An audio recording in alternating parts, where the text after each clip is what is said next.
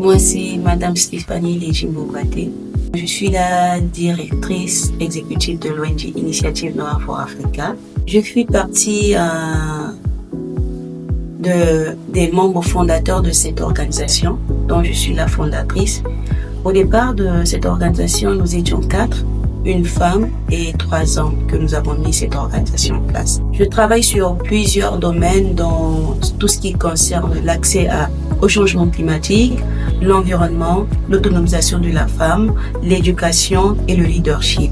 Je fais partie aussi du programme YALI Session SS21 où j'ai fait le programme Business Entrepreneurship. J'ai participé au programme YALI à un concours en ligne où j'ai pu être sélectionnée pour la session SS21. Ma motivation était de renforcer ma capacité en leadership féminin et aussi voir la mesure du possible des programmes proposés en matière de business entrepreneurship. Le programme YALI m'a permis d'avoir un autre vue sur le leadership féminin. Ça a impacté ma vie sur le plan social, sur le plan professionnel et sur le plan de la conception de la vie et comment contribuer dans le développement de son pays et avoir un résultat escompté.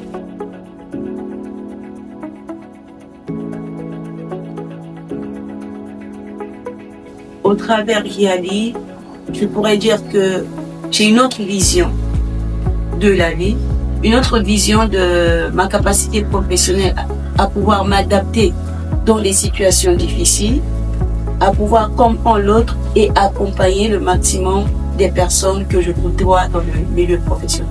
Il y a plusieurs facteurs qui ne permettent pas à ce qu'une femme soit autonome en République centrafricaine. D'abord, nous avons l'aspect de la pauvreté. Ça, c'est pas une pauvreté financière, mais nous avons la pauvreté éducationnelle. La femme n'est pas assez éduquée en République centrafricaine.